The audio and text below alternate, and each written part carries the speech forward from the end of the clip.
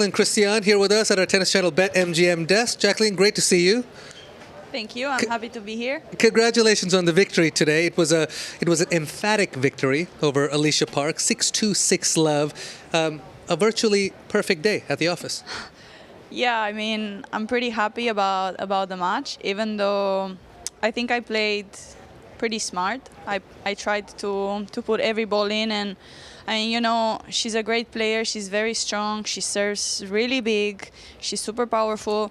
It's just she can also miss, and if you know how to play her, I guess, and also clay, I don't think it's her favorite surface, so I was just trying to, be smart, put everything back, and just play my chances. 58 or so points to you, 28 for her. I don't know if I've ever seen something quite that big, the disparity. Were you just almost perfect today, do you think, or was it a little bit of both? I think it was a little bit of both. I did perfect my job. I think I didn't miss many balls, and also it was tough for her to really play her best tennis today. I mean, you know how it's tennis. It can happen, but for me, my coach didn't have much things to tell me. Jaqueline, you're ranked 74 right now. You've been as high as 57 in the world. You've had some great results. You won a 125 earlier this year. You've beaten Leylah Fernandez, very close match with Jasmine Paolini. As you continue to work on your game and push to that top 50 next level, what are some of the big things for you? I'm just trying to stay healthy, because this year I really had some setbacks. I got a big flu after Australian Open, when it was a good time for me. I played well there as well, and after that I had to stop for like 2 weeks. I couldn't practice. I couldn't really do my job well. So then we had again to restart, and after that Indian Wells was also really good. Unfortunately, I couldn't play Miami because I picked up a tendinitis in Indian Wells. So I had to go to Miami and just do treatment, and then I went to Puerto Vallarta, the tournament that I won. Yeah. And it was actually like we were not 100% about it, because we didn't know how the hand would react. But I was happy that I could play. But after that week, when I traveled back home, I had a problem with my knee. I don't know, like if you guys know, but I had a big surgery like 3 years ago, and sometimes after long flights and this, it can happen that it gets liquid and I have to stop a little bit. And this time I had to take more time. So again, I couldn't really practice much. So yeah, this year it's about pushing my body to the limit, trying to make that step. But unfortunately, until now, I had a bit of a setup that I need to, I had to stop a little bit. But now I'm feeling good. I'm happy to be back here. I have great memories from here, from last year. And I'm excited with the way everything started. Yeah, I did read that you prefer clay, but you have just mentioned some of the really good results you've had on hard court this year. Yes. Is the clay going to help all these joint problems and things that you've been having, number one? And number two, what are you thinking of for the rest of the clay court season? Do you have high hopes for what you're going to be able to do, since you've done so well on hard? That's the thing. After I had that surgery, I think I prefer more the hard courts, because I can move a bit better, and with the sliding and everything, it's bothering a bit my knees.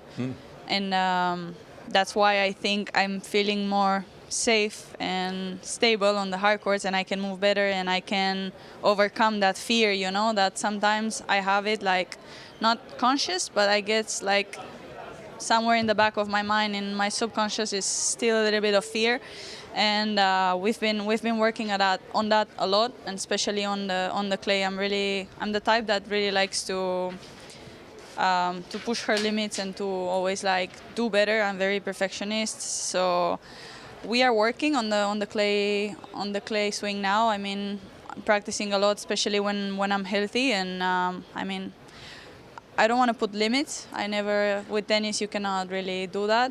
As everybody knows, especially WTA, I think the ranking is, is pretty, I mean, it's open for everyone. Let's say not about the rankings, but everyone can beat everyone, and we saw this. For sure, you need a lot of work and a lot of discipline and all these things to really achieve your goals. But I'm just going out there every day and enjoying and hoping for the best. Jaqueline, you got to explain something to me. Now, I've seen you around the players' lounge. You come in here, you're smiling, you feel like, so full of light. And in my mind, I think of Dracula as a dark, scary type character. How are you able to connect and have such a good Dracula impersonation? It's funny. It's been maybe 4 years now. I think it happened in 2021. Unbelievable. Unbelievable. I mean, my opinion is that tennis really needs a bit of fun. Like, yes. Things like this, you know. I'm not saying like in box, like when you step in the box like ring with the cape on or whatever. But yeah, it was the first edition of Transylvania Open, and it happened right before like Halloween. And we were thinking, I was with my other coach back then, and we were like, I think I should do something fun. I mean, it's our first tournament, it's Romania, it's home, I'm feeling good. We should try to be a bit extra, you know, this week. And actually, he came up with, and what if you are going to step on the court with this cape? And I was like, no, you cannot be serious to do that. He said, no, you have to do it now. Come on, let's try it. Why not? And I will be like, yeah, but you know how it's tennis. Everybody wants to be silent and not to go too much to bother the other one. And this, how am I going to enter with Dracula's cape? And then I spoke to the tournament director, and when he heard it, he was like, "You have to do this. Like, it's a must." So then I just did it, and I was just hoping, like, okay, Jack, now you put the Dracula's cape, but it's also with a bit of pressure. You have to play well, you know? You have to, because if not, they will say, like, no, she's thinking in Halloween, and she's not thinking in her tennis. So, but I was lucky that that tournament went pretty well. And then next week I go to Linz, and I was playing qualis there, and they asked me, do you have your Dracula cape? And I'm like, no, that's for Transylvania only, sorry. So, yeah. But no, you need to bring it in for every event and scare your opponents the whole 9 yards. I mean, even this year in Cluj, for example, they changed the date of the tournament. Now it's in February. It's more to Valentine's Day and all these things, so I couldn't do it anymore, and I said, like, Dracula just went to sleep, you know. Ladies and gentlemen, do yourself a favor, go to her Instagram. You'll find it over there. It's absolutely brilliant. You were terrific on the court today. Get some rest and keep this run going. For sure. Thank you so much. Thanks for having me. Yes, of course.